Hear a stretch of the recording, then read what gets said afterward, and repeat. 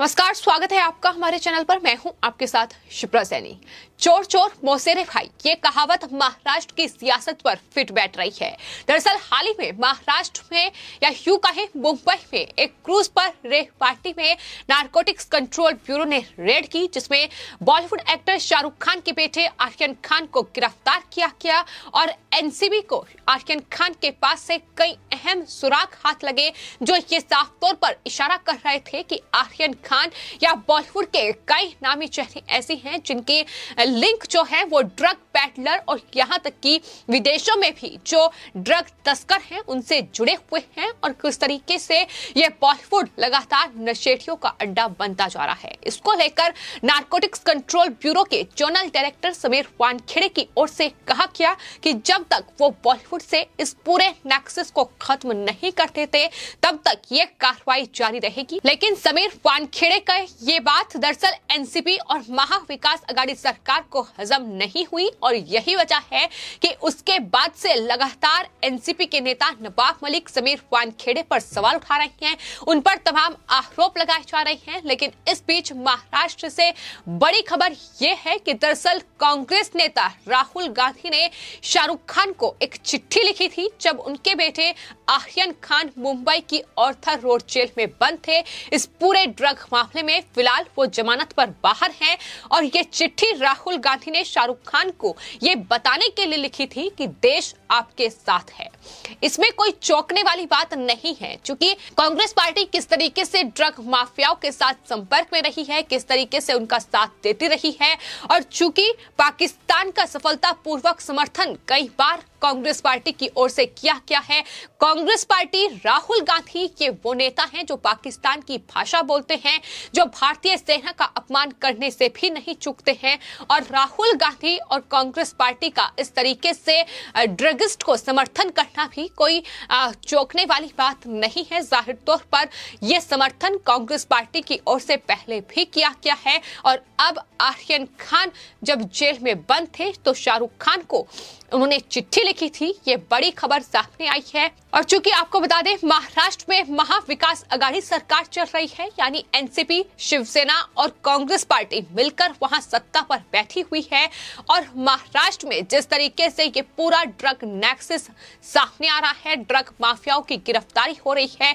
जाहिर तौर पर लगातार सवाल उद्धव ठाकरे सरकार पर भी उठ रहे हैं कि आखिर महाराष्ट्र में अगर इतना बड़ा ड्रग नेक्सस सामने आ रहा है तो जाहिर तौर पर ये उद्धव ठाकरे की शह के बिना महाराष्ट्र में नहीं चल रहा होगा। कहीं ना कहीं तार जो हैं वो सरकार से जुड़े हुए हैं। सवालों के घेरे में एनसीपी, शिवसेना और कांग्रेस पार्टी भी आ चुकी है। लेकिन इस तरीके से राहुल गांधी जो एक ड्रग का सेवन करते हैं, आर्यन खान जो ड्रग की सप्लाई, ड्रग को बेचने का काम वो लगातार कर रहे हैं, ये उनकी व्हाट्सएप चैट से ही खुलासा हुआ है। एक ड्रगिस्ट का समर्थन वो खुलेआम कर रहे हैं। ये चिट्ठी साफ तौर पर बयां करती है राहुल गांधी अब सवालों में घिर चुके हैं कि किस तरीके से एक ड्रग माफिया, एक ड्रग का सेवन करने वाले नशेड़ी का समर्थन राहुल गांधी कर रहे हैं। लेकिन वहीं दूसरी ओर जिस तरीके से एनसीपी के नेता नवाब मलिक लगातार एनसीपी के जोनल डायरेक्टर समीर वानखेड़े पर ये बेबुनियाद आरोप लगा रहे हैं,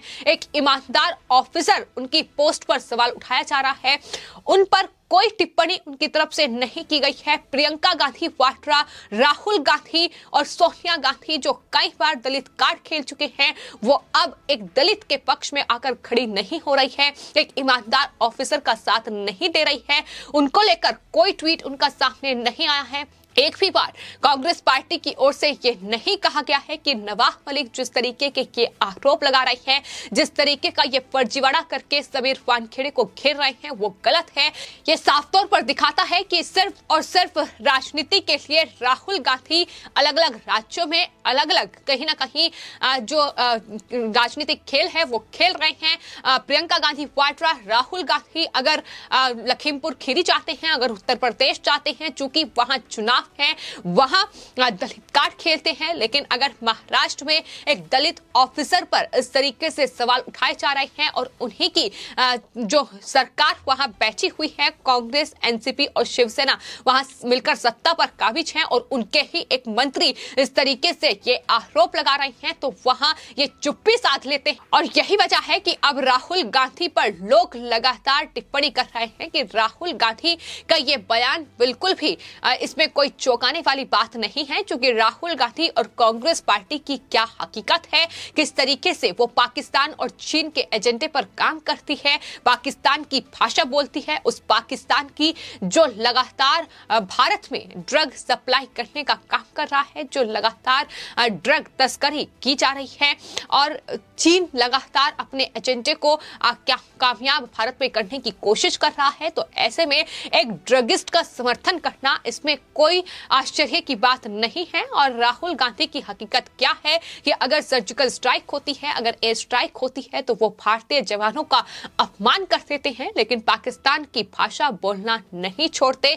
तो ये है कांग्रेस पार्टी की हकीकत, जो राहुल गांधी को लेकर ये बड़ी खबर सामने आई है। इसमें साफ तौर पर दिखाई दे रहा है एक बार फिर से ये पूरी कांग्रेस पार्टी जो देशद्रोही की भूमिका कहीं ना कहीं देश में निभा रही है, ये पूरी तरीके से अब एक बार फिर बेनकाब हो चुकी है। और जहां तक बात नारकोटिक्स कंट्रोल ब्यूरो की इन ड्रग माफियाओं, इन ड्रग तस्करों पर बड़ी कार्रवाई की है, तो आपको बता दें महाराष्ट्र में लगातार नारकोटिक्स कंट्रोल ब्यूरो ये कार्रवाई कर रही है, लेकिन एक भी बार राहुल गांधी या कांग्रेस पार्टी की ओर से नारकोटिक्स कंट्रोल ब्यूरो की इस कार्रवाई पर कोई ट्वीट नहीं किया गया है। जिस तरीके से ये पूरा ड्रग नेक्सस ध्वस्त करने का काम एनसीबी कर रही है, तमाम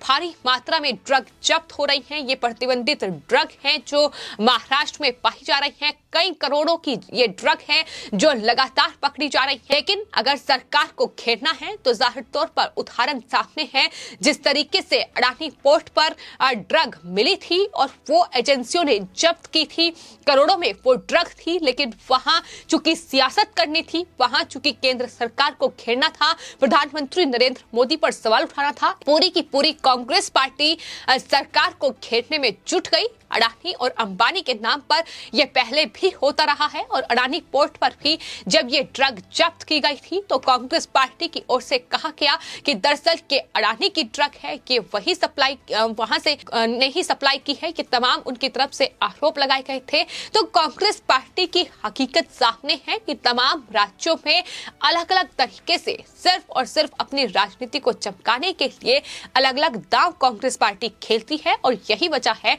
कि कांग्रेस पार्टी अब हर एक राज्य में एक के बाद एक सत्ता से बेदखल होती जा रही है। कांग्रेस पार्टी को एक के बाद एक बड़े झटके लग रहे हैं, फिर चाहे बात पंजाब की जाए, छत्तीसगढ़ की जाए या फिर उसके बाद राजस्थान की जाए, तीनों ही राज्य जहां कांग्रेस पार्टी की सरकार है, कहीं ना कहीं कांग्रेस पार्टी बैकफुट पर उन राज्यों में भी आ चुकी है।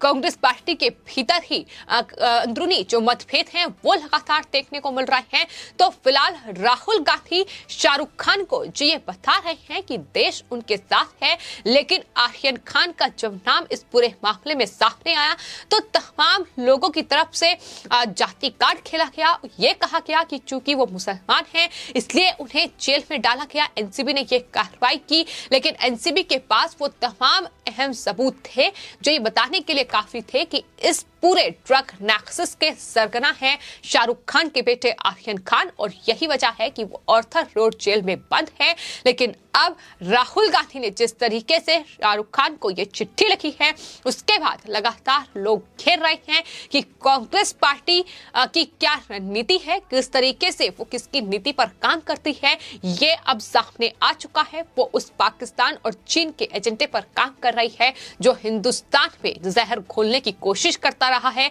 जो हिंदुस्तान में कहीं ना कहीं इन ड्रग तस्करों को भेजकर किस तरीके से यहाँ के युवाओं को भटकाया जाए, किस तरीके से देश का माहौल बिगाड़ा जाए, ये तमाम कोशिशें उसकी तरफ से रही हैं। और उस पाकिस्तान और चीन के एजेंडे पर काम करती है कांग्रेस पार्टी, और यही वजह है कि लोग लगातार अब इस पूरे मामले पर सवाल उठा रहे हैं, कांग्रेस पार्टी को घेर रहे हैं। एक बात बिल्कुल साफ है, चूंकि महाराष्ट्र में उद्धव ठाकरे सरकार है, कांग्रेस, एनसीपी और शिवसेना मिलकर सत्ता पर बैठी हुई है, तो ऐसे में राहुल गांधी की ये मजबूरी है कि वो नवाब मलिक पर सवाल नहीं उठा सकते हैं, समीर वानखेड़े को लेकर कोई ट्वीट नहीं कर सकते हैं। लेकिन जाहिर तौर पर अगर कांग्रेस पार्टी जितना अपने आप को साफ सुथरा दिखाने की कोशिश करती है, अगर चाहती तो वो समीर वानखेड़े को लेकर ट्वीट कर सकती थी, प्रियंका गांधी वाड्रा या राहुल गांधी, लेकिन नहीं होगा, क्योंकि कांग्रेस पार्टी को पता है कि अगर वो पाकिस्तान और चीन के एजेंडे पर काम नहीं करेगी, अगर इन ड्रग माफियाओं का समर्थन नहीं करेगी, तो वोट बैंक कहां से हासिल करेगी।